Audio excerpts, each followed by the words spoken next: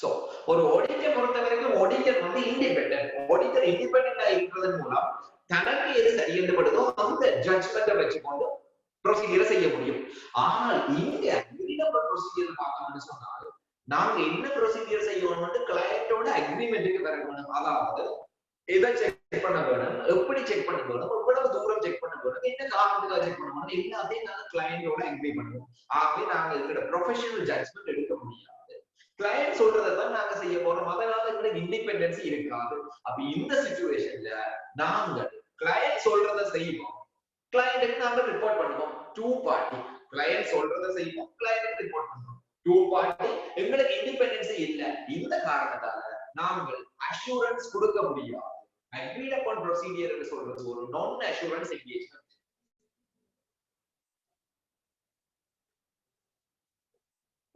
Agreed upon procedure என்ற ஒரு நான் அஷூரன்ஸ் என்கேஜ்மெண்ட் மீனிங்லயே சொல்லப்படுது.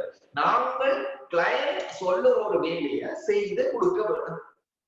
அவர் இன்டர்னல் கண்ட்ரோலை டிசைன் பண்ணி தாங்கன்னு கேட்டா டிசைன் பண்ணி கொடுக்க வேணும். இன்டர்னல் கண்ட்ரோலை இம்ப்ளிமெண்ட் பண்ணி தாங்கன்னு சொன்னால் இம்ப்ளிமெண்ட் பண்ணி கொடுக்க வேணும். அவர் சொல்லுறத நாம செய்து கொடுக்கிறதுக்கு தான் பெயர் அக்ரீட் அப்பான் ப்ரொசீஜர். ஆகவே இது ஒரு நான் அஷூரன்ஸ் என்கேஜ்மெண்ட். கவனமா ஒரு விஷயத்தை பார்த்து கொடுங்க. ஒடியில வந்து இந்த 4 விஷயங்களை நாங்க பார்த்தனாங்க. ஒடிக்கு அக்செப்ட் பண்றதுக்கு முன்னம் நாங்கள் இந்த விஷயங்களை யோசிக்க வேணும். எங்களுக்கு அந்த விஷயத்துல கம்பீட்டன்சி இருக்கா, எத்திக்கல் ரெக்யர்மெண்ட்ஸ் இருக்கா. ஆனா இங்க நாங்க நான் அஷூரன்ஸ் கொடுக்க எத்திக்ஸை பற்றி பார்க்க வேண்டியது என்னன்னு சொன்னா நான் அஷூரன்ஸ் கொடுக்க இண்டிபெண்டன்சி அவசியம் இல்லை. ரெண்டாவது நாங்க பார்த்தோம்னா ரிசோர்ஸ் அவைலபிளா இருக்கா.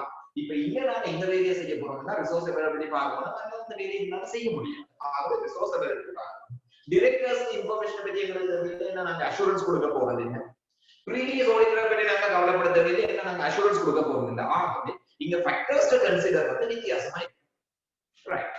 இப்ப அக்ரீட் அப்பான் ப்ரொசீஜர் பற்றி நாங்க பார்க்க போறோம்னு சொன்னால் இங்க ரிப்போர்ட் எல்லாம் நாங்க கொடுக்கறது இல்லை. Agreed upon procedures assignment. In an engagement to perform agreed upon procedures, an auditor is engaged to carry out those procedures of an audit nature to which the auditor and the entity and the appropriate third parties have agreed. முன்னுக்கே agree பண்ணியிருக்க வேணும். Right? யார் agree பண்ணியிருக்க வேணும் என்று சொன்னால் auditor, entity, சில வேளையில third party சம்பந்தப்படலாம், சில வேளையில தேர்ட் பார்ட்டி சம்பந்தப்படாமலும் விடலாம். இங்க 2 பார்ட்டி நெசசரி, 3 பார்ட்டி இருக்கணும்னு அவசியம் இல்லை. இருந்தாலும் இது ஒரு அஷூரன்ஸ் இல்லை. எங்களுக்கு இண்டிபெண்டன்ஸ் இல்லை. நாங்கள் ஒப்பீனியன் கொடுக்க போறது. The recipient of the report must form their own conclusion from the report by the auditor. அப்ப ஆடிட்டர் வந்து ரிப்போர்ட்டை கொடுப்பார், அதுல இருந்து கன்க்ளூஷன் எடுக்கிறது recipient. நாங்கள் இந்த கன்க்ளூஷன் சொல்ல மாட்டோம், ஆடிட்டர்ஸ் கன்க்ளூஷன் சொல்லலாம். The report is restricted to those parties that have agreed to the procedure. இப்ப நாங்க முன்னே அக்ரி பண்ணின ஆட்களோட மட்டும்தான் இந்த ரிப்போர்ட்டை ஷேர் பண்ண முடியும். ஏன்னா இது ஒரு பப்ளிக் டாக்குமெண்ட் இல்லை, இது ஒரு பப்ளிக் அஷூரன்ஸ் இல்லை, இது ஒரு நான் அஷூரன்ஸ். அக்ரீட் அப்பான் ப்ரொசீஜர் ஒரு நான் அஷூரன்ஸ் என்றதால இதோட சம்பந்தப்பட்ட ஸ்டாண்டர்ட் எதுன்னு சொன்னால் SLSRE, Sri Lanka standards on review engagement. முதல்ல நாங்க அப்பாயின்மெண்ட் அக்செப்ட் பண்றோம். ஆடிட்ல வந்து 4 விஷயத்தை பார்த்து அக்செப்ட் பண்ணி என்கேஜ்மெண்ட் போட்ட மாதிரி இங்க audit should ensure with the representatives of the entity and ordinary other specified parties who will receive the copies of the report and factual findings. There's a clear understanding regarding the agreed procedures. ஆகவே இந்த agreed procedures சம்பந்தமான என்கேஜ்மெண்ட்டை நாங்க பார்க்க வேண்டியிருக்கு.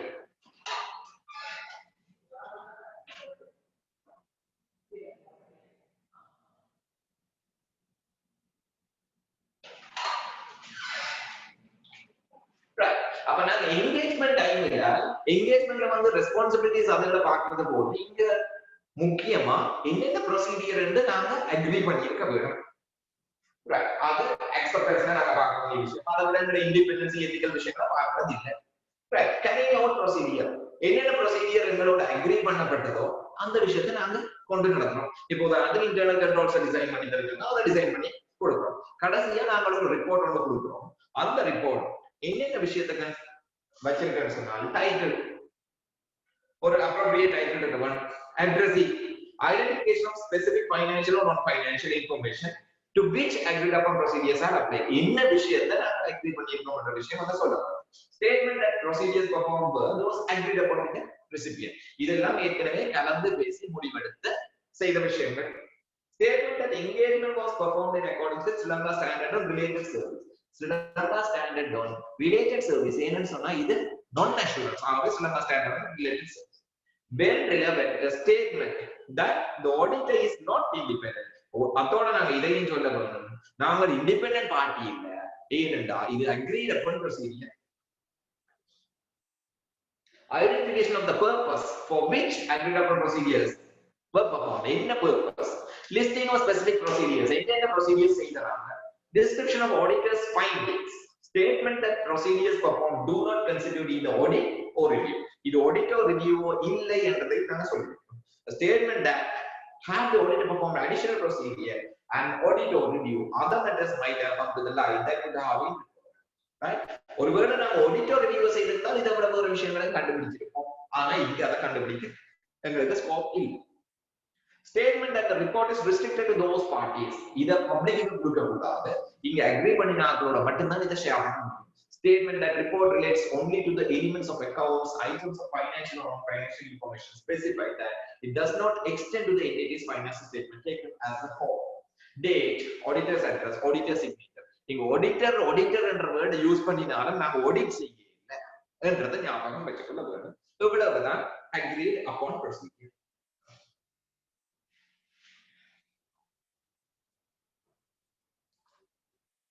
Right. ஆகவே agreed upon procedure நாங்க என்ன விஷயத்தை பார்த்திருக்கோம்னு சொன்னா கிளையண்டோட நாங்க முன்னக்கே ஒரு ப்ரொசீஜரை அக்ரி பண்ணி அந்த விஷயத்தை செய்து கிளையண்ட கொடுக்கணும். இங்க எந்த விதமான அஷூரன்ஸை நாங்க கொடுக்க போறது இல்லை. அதனால எங்களோட இண்டிபெண்டன்சி எத்திக்கல் மேட்டர்ஸ் நாங்க கன்சிடர் பண்ண வேண்டிய அவசியம் இல்லை. ஜஸ்ட் கிளையண்ட்டுக்கு நாங்க ஒரு சர்வீஸ் ஒண்ணா கொடுக்குறோம், ரிலேட்டட் சர்வீஸ் ஒண்ணா கொடுக்குறோம். அதை மட்டும்தான் நீங்க கொடுங்க. இங்க எந்த விதமான அக்ரிமெண்ட் இல்லை. இங்க லெட்டர் ஆஃப் என்கேஜ்மெண்ட் தெரிய ப்ரொசீஜர்ஸை பார்த்தாங்க. பத்தி யோசிக்க இல்ல, audit procedures மேல கம்ப்ளெக்ஸா நாங்க யோசிக்க இல்ல. agreed upon procedure just ஒரு normal service அவ்வளவுதான். அப்ப agreed upon procedure பத்தி படிக்கிறீங்க. இனிமேல் நாங்க படிக்க போற ரெண்டு முக்கியமான சர்வீசஸ் தான் எங்களுக்கு இங்க எக்ஸாம்லயே முக்கியமானதா இருக்க போகுது.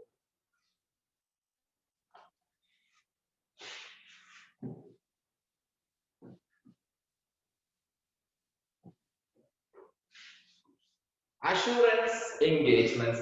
Assurance engagement ரெண்டு விதமான assurance engagement இருக்கு. reasonable assurance engagement, limited assurance engagement. reasonable பத்தி நாங்க படிக்க போறது என்ன இந்த சிலபஸ் முன்னுக்கு நாங்க படிச்சு முடிச்சதுன்னா reasonable assurance பத்தி. ஆகவே இங்க நாங்க ஸ்பெஷல் limited assurance engagements பத்தி படிக்கிறோம்.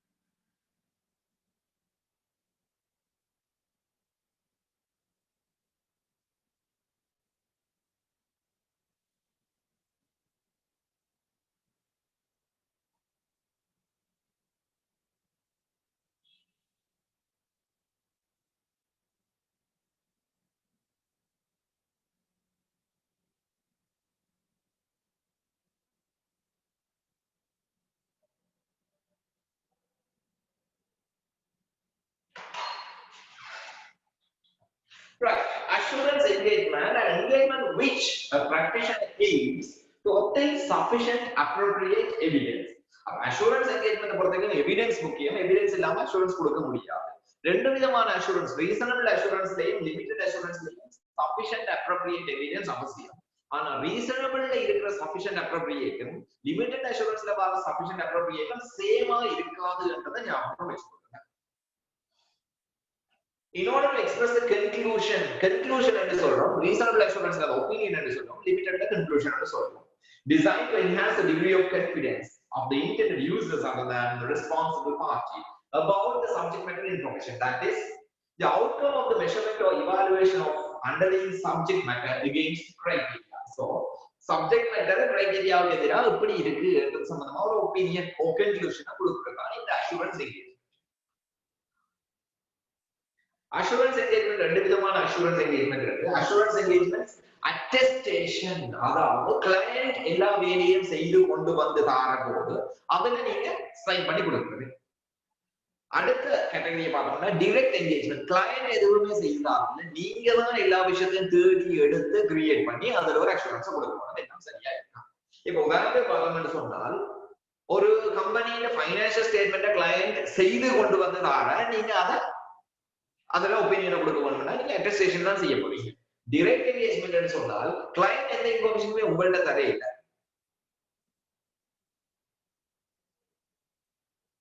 கிளையண்ட் எந்த இன்ஃபர்மேஷனுமே உங்களுக்கு தர இல்ல.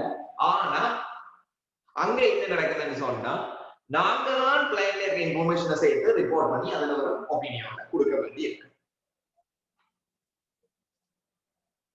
Right. So attestation engagement, an assurance engagement in which a party other than the practitioner measures or evaluates the underlying subject matter against the criteria. So ஒரு practitioner என்ன செய்தார், criteria subject matter ஒப்பிட்டு ஒரு conclusion தருகிறார். The party other than the practitioner also often presents the resulting subject matter information in the report or statement.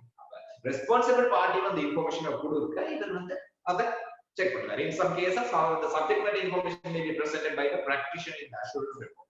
In attestation engagement, the practitioner's conclusion addresses whether subject matter information is free from material mistake. Direct engagement, an assurance engagement in which the practitioner measures or evaluates the underlying subject matter against the applicable criteria.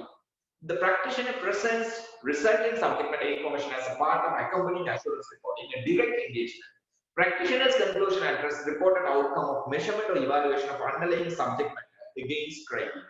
So, இந்த ரெண்டுக்கு இடையில வித்தியாசம் பார்த்தோம்னு சொன்னால், practitioner வந்து அட்டெஸ்டேஷன் என்கேஜ்மெண்ட்ல material மிஸ்டேக்மெண்ட் இருக்கா இல்லையா மட்டும் தான் சொல்றாரு. டைரக்ட் என்கேஜ்மெண்ட்ல என்ன செய்யறாருன்னு சொன்னால், இவாலுவேஷன் அண்ட் மெஷர்மெண்ட் செய்யறாரு. அதாவது டீப் அனலைசிஸ் ஒன்று செய்ய வரும், அது டைரக்ட் என்கேஜ்மெண்ட். அஷூரன்ஸ்ல வந்து ரெண்டு விதமான அஷூரன்ஸ் நாங்க கொடுக்கிறோம், reasonable assurance and limited assurance. These level of assurance were discussed in your earlier studies. That is clear, right? Reasonableக்கும் limitedக்கும் வித்தியாசத்தை பார்த்தோம்னு சொன்னால், reasonable assurance engagement, an assurance engagement in which the practitioner reduces the engagement risk to acceptably low level in the circumstances of the engagement, right? So reduces the risk to acceptably low level.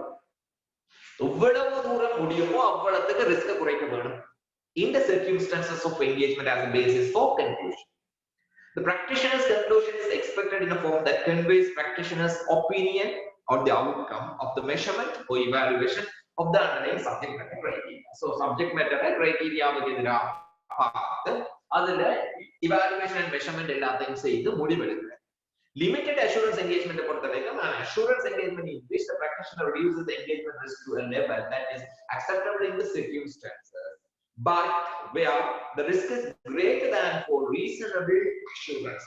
Reasonable assurance விட இங்க இருக்கிற assurance வந்து greater இருக்கும், கூடவா இருக்கும். So இந்த விஷயத்தை நாங்க ஒருக்கா திரும்ப கன்சிடர் பண்ணலாம்.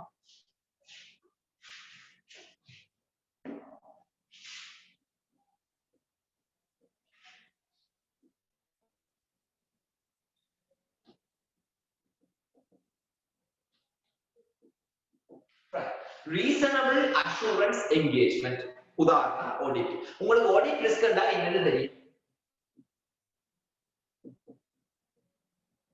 Audit risk என்னன்னு பார்த்தோம்னு சொன்னா, right? When the financial statements are materially misstated, the auditor expresses an inappropriate opinion. Financial statement பிழையா இருக்கிற போது auditor வந்து ஒரு inappropriate opinion கொடுக்குறாங்க. Right? Inappropriate opinion என்னன்னு சொன்னால், inappropriate opinion எக்ஸாம்பிள் சொல்ல சொன்னால் நீங்க சொல்லுவீங்களா? உதாரணத்துக்கு true and fair என்றது appropriate inappropriate. Not true and fair என்றது appropriate inappropriate. Qualified என்றது appropriate inappropriate. Disclaimer inappropriate appropriate. இத தீர்மானிக்கும் situation. Situationக்கு appropriate இருக்கா இல்லையா அதுதான். அப்ப அது true and fair இருக்கலாம், not true and fair இருக்கலாம், subject for exception for இருக்கலாம். So inappropriate opinion இதுவும் வேணும்தான் இருக்கலாம். Situation பொறுத்து. Right? ஒரு சிச்சுவேஷனுக்கு கொடுக்கக்கூடிய ஒப்பீனியனை விட வேற ஒப்பீனியன் கொடுத்தா அது inappropriate ஒப்பீனியனை கொடுத்தா ஆடிட்டருக்கு ரிஸ்க். சோ ஆடிட் ரிஸ்க் பாருங்க, அதர் அஷூரன்ஸ் என்கேஜ்மென்ட்லயும் ரிஸ்க் வரும்.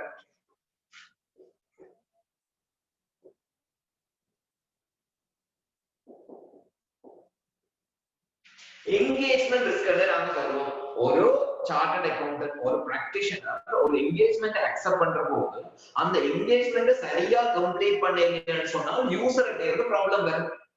அதுதான் என்கேஜ்மெண்ட் ரிஸ்க். ஆடிட்ல வரக்கூடிய என்கேஜ்மெண்ட் ரிஸ்க் நாங்க ஆடிட் ரிஸ்க்னு சொல்லுவோம். அதே மாதிரி இங்கேயும் என்கேஜ்மெண்ட் ரிஸ்க் வரும். எங்களுக்கு தேவை இந்த என்கேஜ்மெண்ட் ரிஸ்க் குறைக்க வேண்டும்.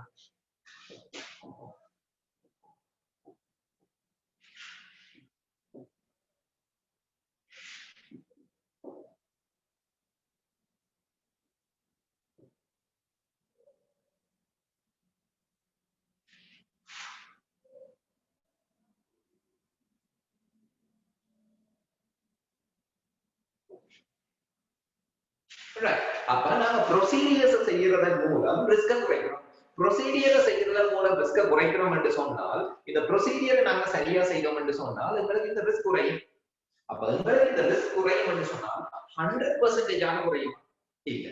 ஏன்னு சொன்னால் இதுவுமே 100% 100% நாங்க குறைக்கிறது பிராக்டிகல் இல்லை. ஆனா நாங்க இதை குறைக்கிறோம். இதை குறைச்சோம் என்று சொன்னால் ரிசீவபிள்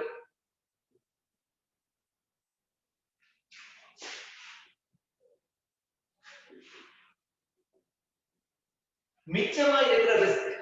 இப்போ ஆடிட்டை பொறுத்த வரைக்கும் நாங்க நிறைய ப்ரொசீடியர் செய்து நிறைய எவிடன்ஸ் எடுத்து நிறைய ரிஸ்க குறைப்போம். ஆகவே ரெசிடியூவல் ரிஸ்க் வந்து லோவா இருக்கும். ஆனால் ரிவ்யூ என்கேஜ்மெண்ட்டை பொறுத்த வரைக்கும் நாங்க கொஞ்சமா ப்ரொசீடியர் செய்து கொஞ்சமா எவிடன்ஸ் எடுக்கிறதால ரெசிடியூவல் ரிஸ்க் வந்து ஹையா இருக்கும். சோ நாங்க விளங்கிக் கொள்ள வேண்டிய விஷயம் என்னன்னு சொன்னால், இந்த பேராகிராஃப்ல பார்த்து ஆடிட் வந்து ரிஸ்க அக்செப்டபிள் லெவல்ல குறைக்கும். மிக குறைவான மட்டத்துக்கு குறைக்கும். என்கேஜ்மெண்ட் அந்த அளவுக்கு குறைக்காது. அதாவது லிமிட்டட் அஷூரன்ஸ் என்கேஜ்மெண்ட் அந்த அளவுக்கு குறைக்காது. கடைசியா நாங்க பாக்குறப்போ ஆடிட்டை பொறுத்தவரைக்கும் இங்க ரீசனபிள் அஷூரன்ஸ் கொடுக்கிற காரணம் ரெசிடுவல் ரிஸ்க் வந்து வெரி லோ, அதை இக்னோர். ஆனா இங்க ரீசனபிள் அஷூரன்ஸ் கொடுக்க முடியாத காரணம் என்னன்னு சொன்னா ரெசிடுவல் ரிஸ்க் வந்து ஹை. சோ இந்த வித்தியாசத்தை தான் நாங்க அங்க சொல்லியிருக்கோம்.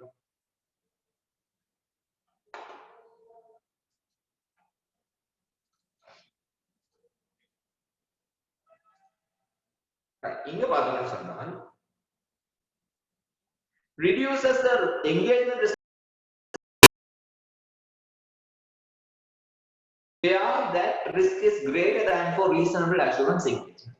So நாம பார்த்தோம்னா reasonable assurance engagementல கடைசியா மிச்சமா இருக்க residual risk விட limited assurance engagementல மிச்சமா இருக்க risk வந்து கூட. அதனால தான் நாங்க அந்த reasonable assurance கொடுக்க முடியாது. அப்ப இங்க நாங்க பார்த்தோம்னு சொன்னால் reasonable assurance level of risk வந்து low, அதாவது remaining risk வந்து low. அதால நாங்க positive conclusion கொடுக்கிறோம். procedures வந்து high, நிறைய procedures நாங்க risk low ஆக்குறோம். ஆனா limited assurance பொறுத்த வரைக்கும் பார்த்தோம்னு சொன்னால் acceptable in the circumstance, அந்த situation கேட்ட அளவுக்கு நாங்க கொடுக்கிறோம். negative expression where matters have come to attention indicating material mistake. அப்ப நாங்க negative statement தான் கொடுக்கிறோம். limited but still provide meaningful. அப்ப இங்க நாங்க procedures வந்து limited procedures செய்வோம். அதுக்காக too low இல்ல. ஆனா reasonable assurance ஓட limited procedure தான் நீங்க செய்யணும். Right. இப்போ நாங்க பார்க்க போற விஷயம் என்னன்னு சொன்னால் ஒரு லிமிடெட் அஷூரன்ஸ் ஒன்றை செய்ய போறோம். லிமிடெட் அஷூரன்ஸ் ஒன்றை செய்யறப்போ அக்செப்டிங் அண்ட் கண்டினியூவிங் ஆடிட்டை பொறுத்தவரைக்கும் நாங்க ஒரு ஆடிட்டை அக்செப்ட் பண்ற போது 4 விஷயங்களை பார்த்தோம். இந்த லிமிடெட் அஷூரன்ஸ் செய்யற போது இந்த விஷயங்களை நாங்க பார்க்க போறோம் என்றதை பார்க்கணும். Right. The standard requires the practitioners to ensure comply with CS code related to assurance engagement. Acceptance or continuance procedure must be followed and the engagement can only be undertaken if practitioner has no reason to believe ethical requirements will not be satisfied. So, ethical requirements are not. Practitioner is satisfied that those who are to perform engagement are competent. Basis for engagement has been agreed. Preconditions agreed. Management responsibilities agreed. So, இப்படிப்பட்ட விஷயங்களை பார்க்க போறோம். அப்ப இப்படிப்பட்ட விஷயங்களை நாம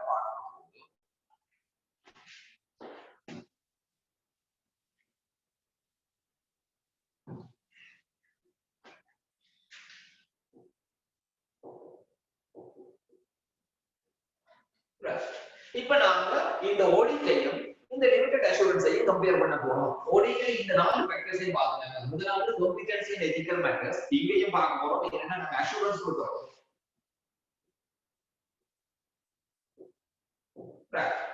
resource availability. ஒரு ஆடிட்டுக்கு தேவையான அளவு ரிசோர்ஸ்க்கு தேவையில்லை. ஆடிட்ல வந்து ஹை ப்ரொசீஜர்ஸ் நாங்க செய்வோம். இங்க கொஞ்சமா தான் செய்ய போறோம். ஆகவே ரிசோர்ஸ் பத்தி அவ்வளவு தூரம் நாங்க வரி பண்ண தேவையில்லை. கொஞ்சம் ரிசோர்ஸ் வச்சுக்கொண்டே மேனேஜ் பண்ண முடியும். Directors information பத்தி எங்களுக்கு தேவையில்லை. நாங்க ஹை லெவல் ஆஃப் அஷூரன்ஸ் போறது இல்லை. ப்ரீவியஸ் ஆடிட்டர் பத்தி கவலைப்பட போறது இல்லை. ஏன்னா நாங்க இந்த வருஷத்துக்கு லிமிட்டா செய்ய முடியும்.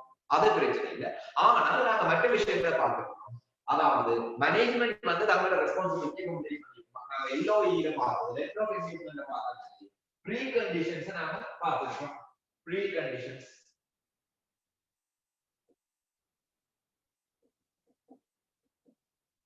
almost similar preconditions.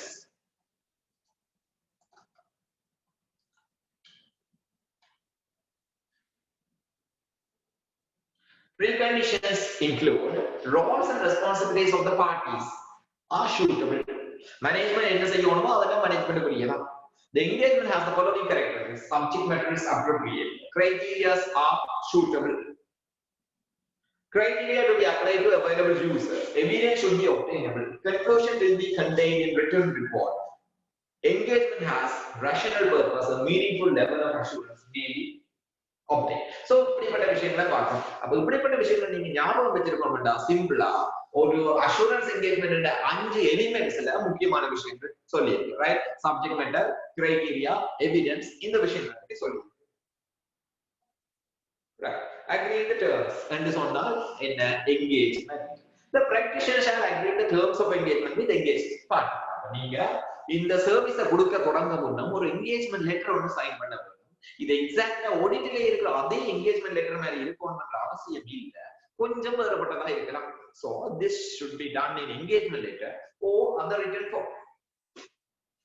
இனிஷியல் என்கேஜ்மென்ட்க்கு நாங்கள் லெட்டர் சைன் பண்ற மாதிரி ரிகரிங் என்கேஜ்மென்ட்க்கு லெட்டர் சைன் பண்ணோம்னா சில வேளையில தேவை, சில வேளையில தேவையில்லை. அப்ப அந்த சிக்னிபிகன்ட் சேஞ்சஸை வச்சுக்கொண்டு தான் நாங்க பார்க்க போறோம். Report prescribe by law or regulation. சில சந்தர்ப்பங்கள்ல லோ சட்டம் அல்லது ரெகுலேஷன் வந்து இப்படித்தான் ரிப்போர்ட்ல டேர்ம்ஸ் இருக்கும்னு சொல்லி அந்த நேரங்கள்ல நாங்க அதை ஃபாலோ பண்ணி தான் ஆக வேண்டும். ஒருவேளை அதை ஃபாலோ பண்றது எங்களுக்கு போதுமானதா இல்லைன்னா மேலதிகமான விஷயங்களை சொல்ல. The practitioner shall evaluate whether intended users might misunderstand the assurance conclusion. ஒருவேளை லோ சொன்ன லேஅவுட் அண்ட் வேர்டிங் நாங்க யூஸ் பண்ணினால் மிஸ்அண்டர்ஸ்டாண்டிங் கிரியேட் பண்ண மாதிரி நாங்க அடிஷனல் விஷயங்களை சொல்ல போறோம். If so, whether explanation in the assurance report can mitigate possible misunderstanding. So additional explanation அவசியமா இருந்தா நாங்க லோ சொன்னதை விட மேலதிக விஷயங்களை சொல்ல வேண்டியிருக்கும். குவாலிட்டி கண்ட்ரோல் ஆடிட்ல குவாலிட்டி கண்ட்ரோல் எப்படி இருந்ததோ அதே விஷயங்கள் இங்க குவாலிட்டி கண்ட்ரோல்ல நாங்க பார்ப்போம். என்கேஜ்மென்ட் பார்ட்னர் தான் responsible. He must be competent both in assurance skill and underlying subject matter. Further, the team must have the competence and capabilities. If an expert is used or other practitioner from outside engagement team, then partner must be able to be involved in their works to the extent வேற யாராவது team விட்டு வெளியில கொண்டதா மட்டும் சொன்னாங்க அவையையும் supervise பண்ணுங்க. Engagement partner is responsible for overall quality, including client acceptance, compliance, review, documentation, consultation. நாங்க அங்க படிச்ச அவ்வளவு விஷயம் quality control இங்க வந்து quality control almost similar. Professional skepticism, professional judgment, skills, techniques, அதாவது fundamental principles or general principles almost same. SLSAE, Sri Lanka Standards on Assurance Engagement 3000, paragraph 37 to 39. The practitioner shall plan and perform an engagement with professional skepticism, recognizing the circumstance that may exist the cause of subject matter information to be materially mistaken. முதலாவது விஷயம் சொல்லப்படுது professional skepticism maintain பண்ண வேணும். Paragraph 2, practitioner shall exercise the professional judgment. Paragraph 3, practitioner shall apply assurance skills and techniques. So, either general principles. Planning and performing. Planning and audit planning la வந்து நாங்க ரெண்டு லெவல்ல planning செய்யறாங்க. Top லெவல்ல பிறகு detail planning அதாவது audit strategy and audit plan. அதே விஷயத்தை தான் நீங்க சொல்றோம். This involves setting the scope, timing and direction of the engagement, determining the nature, timing and extent of the procedures, considering whether criteria is suitable, understanding the underlying subject matter. So நாம எதுக்கு assurance கொடுக்க போறோமோ அந்த விஷயத்தை விளங்கிக் கொள்ள வேணும். அந்த விஷயத்தை விளங்கிக் கொள்ளாம நாம அந்த விஷயத்துல அஷூரன்ஸ் கொடுக்க முடியாது. So underlying subject matter means the phenomenon that is measured or evaluated by applying criteria. எந்த விஷயத்தை நாம evaluate பண்ண போறோமோ அந்த விஷயம் தான் subject matter. Subject matter information, the outcome of the measurement, அந்த subject matter நாங்க evaluate பண்றதால எங்களுக்கு வர outcome or evaluation of the underlying subject matter against the criteria, that is information that results. So அதோட outcome, அதோட results தான் நாங்க subject matter information ன்னு சொல்றோம். Limited assurance க்கு reasonable assurance க்கு வித்தியாசம் பார்த்தோம்னு சொன்னா limited assurance understanding must enable the practitioner to identify areas where a material misstatement is likely. எங்கெங்க material misstatement இருக்கிறதுக்கு சான்ஸ் இருக்கோ அதை கண்டுபிடிச்சா போதும். Provide a basis for designing procedure to address those areas. அதை கிளியர் பண்றதுக்குரிய சஜஷன்ஸ் கொடுக்கணும். ஆனா reasonable assurance பொறுத்தவரைக்கும் enable the practitioner to identify and assess the risk of material misstatement. எங்கெங்க material misstatement இருக்குன்னு நீங்க கண்டுபிடிக்க வேணும். evidence ஓட provide a basis for designing procedures to respond those risks. அப்ப இதுக்குரிய audit procedures ஐடென்டிஃபை பண்ணக்கூடிய அளவுக்கு நீங்க enable பண்ணப்பட்டிருக்க வேண்டும். If practitioner must consider the process used to prepare the subject matter information. நீங்க assurance கொடுக்க போற subject matter information இத வச்சு எந்த பேசிஸ்ல prepare பண்ணப்பட்டிருக்குன்னு தெரிஞ்சிருக்கிறது அவசியம். limited assurance. ஆனா reasonable practitioner must obtain understanding of internal control, test of control செய்ய வேணும், substantive procedures செய்ய வேணும். So இது audit. Next area, if practitioner becomes aware of the material misstatement, they must perform procedures. So material misstatement இருக்குன்னு தெரிஞ்சால் procedures செய்ய வேணும். ஆனா audit பொறுத்தவரைக்கும் இல்லாட்டாலும் இருக்கிற மாதிரி கண்டுபிடிக்க வேணும். If practitioner becomes aware that there may be material misstatement, they must revise the risk assessment done at the planning stage and perform additional procedures where necessary, rather than just addressing the misstatement itself. So deep analysis on the reasonable assurance support. Using the work of an expert ன்னு சொன்னால் accounting auditing தவிர வேற பகுதியில் expert ஆன ஒருத்தரை கொண்டு வர வேணும்னா நம்ம ஆடிட்ல என்ன விஷயம் எல்லாம் கன்சிடர் பண்ணுவோம் அதே விஷயங்கள். First, evaluate whether practitioners expert has. அந்த auditors expert ன்னு சொல்றேன், நீங்க practitioners expert ன்னு சொல்றோம். அவ்வளவுதான் வித்தியாசம். ஏன்னா நீங்க ஆடிட் செய்ய இல்ல, assurance தான் கொடுக்கணும். Practitioners expert has the necessary competence, capabilities and objectivity. So அவருக்கு skills இருக்கா, independence இருக்கான்றத பார்க்க வேணும். அங்கேயும் அதே தான் பார்க்கணும். Obtain sufficient understanding of field of expertise. Our expert ன்னு சொல்றாங்க, எவ்வளவு தூரம் அவர் outstanding என்றதை பார்க்கணும். Agree with the practitioner's expert the nature, scope and activities. அவர் என்ன வேலை செய்ய போறார், ஏன் செய்ய போறார், எந்த அளவு தூரம் செய்ய போறார். Evaluate the adequacy of experts' work for practitioners' purpose. Expert செய்த வேலையில எந்த அளவுக்கு நாம டிபெண்ட் பண்ண முடியும் என்றதை பார்க்கணும். Using the work of internal audit அங்க பார்த்தனாங்க அதே விஷயம் தான் நீங்க பார்க்கணும். Internal audit people வந்து competent ஆ இருக்கணுமா, disciplined ஆ இருக்கணுமா, ethical ஆ இருக்கணுமா, இப்படியான விஷயங்களை பார்த்து எவ்வளவு தூரம் நம்ப முடியும்ன்றதை டிசைட் பண்ண வேணும். அஷூரன்ஸ்ல கடைசியா நாங்க ரிட்டன் ரெப்ரசன்டேஷன் எடுக்கிறோம். அங்க ரிட்டன் ரெப்ரசன்டேஷன் ஆடிட்ல எடுத்தோம், மேனேஜ்மெண்ட் ரெஸ்பான்சிபிலிட்டிஸ் சம்பந்தமா இங்கேயும் அதே தான். The relevant information with the appropriate party, that is management. Confirmation of the measurement of subject matter information. Subsequent events auditல கன்சிடர் பண்ற மாதிரி இங்க கன்சிடர் பண்றோம். அதர் இன்ஃபர்மேஷன் ஏதாவது அவசியம்னு சொன்னால் கன்சிடர் பண்ண வேண்டியது. கடைசியா கன்க்ளூஷன். அங்க ஒப்பீனியன் என்று சொல்றோம், இங்க கன்க்ளூஷன் என்று சொல்றோம். ரைட். அன்மோடிஃபைட் கன்க்ளூஷன் முன்னுக்கு நாங்க ரிவ்யூல பார்த்த அதே மாதிரி தான். மோடிஃபைட் கன்க்ளூஷன்ல 3 விதமான கன்க்ளூஷன் இருக்கு. ரைட். இதே கிரைட்டீரியா தான் ஆடிட்லயும் ரிவ்யூ என்கேஜ்மென்ட்லயும் அஷூரன்ஸ் என்கேஜ்மென்ட்லயும் நான் யூஸ் பண்ணி கொண்டிருக்கோம். ரைட். சோ இது வரைக்கும் நாங்கள் பார்த்தது அஷூரன்ஸ் என்கேஜ்மென்ட்,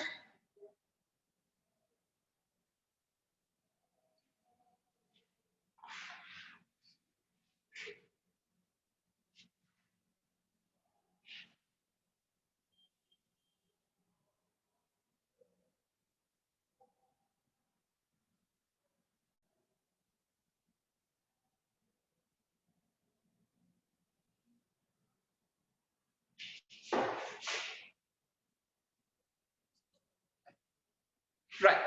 அப்ப இந்த லிமிட்டட் அஷூரன்ஸ் என்கேஜ்மென்ட் கொடுக்கிற போது நாங்க என்னென்ன ஃபேக்டர்ஸ் கன்சிடர் பண்ணணும்னு பார்க்கறாங்க. அடுத்து பார்த்தோம்னா if audit is compulsory, audit கம்பல்சரியா இருந்தால் audit வந்து ஒரு ரீசனபிள் அஷூரன்ஸ், audit கம்பல்சரியா இருந்தால் நாம லிமிட்டட் அஷூரன்ஸ் கொடுக்க முடியாது. ஆகவே நாம இதே ஆரம்பத்துல பார்த்திருக்க வேணும், உங்களுக்கு ஒரு லிமிட்டட் அஷூரன்ஸ் என்கேஜ்மென்ட் தரக்கூடிய கிளையன்ட் வந்து கேட்கிற போது அவங்களுக்கு audit கம்பல்சரியானதை நாம இவாலுவேட் பண்ணிக்கணும். audit கம்பல்சரியாக இருந்தால் இந்த சர்வீஸ் நாம கொடுக்க முடியாது. ஒருவேளை ஃபைனான்சியல் ஸ்டேட்மெண்ட் தவிர வேற ஏதாவது ஒரு விஷயத்துல லிமிட்டட் அஷூரன்ஸ் கேட்டா கொடுக்கலாம். கட்டாயம் ஃபைனான்சியல் ஸ்டேட்மெண்ட் தான் அஷூரன்ஸ் கேட்கணும்ன்ற அவசியம் இல்ல. கம்பெனில வேற விஷயத்துல அஷூரன்ஸ் கேட்கலாம். அடுத்து பார்த்தோம்னா ஆடிட்ல வந்து நாங்க test of control substantive procedure செய்யறோம்னா இங்க அவ்வளவு தூரம் டீப்பா செய்ய தேவையில்லை. என்னன்னு சொன்னா நாங்க லிமிட்டட் டைம் லிமிட்டட் ரிசோர்ஸ் வச்சு ஒரு லிமிட்டட் எஃபர்ட் கொடுத்து லிமிட்டட் அஷூரன்ஸ் தான் கொடுக்க போறோம். ரைட். லெட்டர் ஆஃப் என்கேஜ்மென்ட் மாதிரி இங்க என்கேஜ்மென்ட் டெர்ம்ஸ் சைன் பண்றோம், ரிவ்யூ என்கேஜ்மென்ட்லயும் அதே தான் செய்யறாங்க. ரிட்டன் ரெப்ரசன்டேஷன் எடுக்கிறோம், ரிப்போர்ட் பண்றப்போ இங்க ஒப்பீனியன் என்று சொல்றோம், இங்க கன்க்ளூஷன் கொடுக்கிறோம்.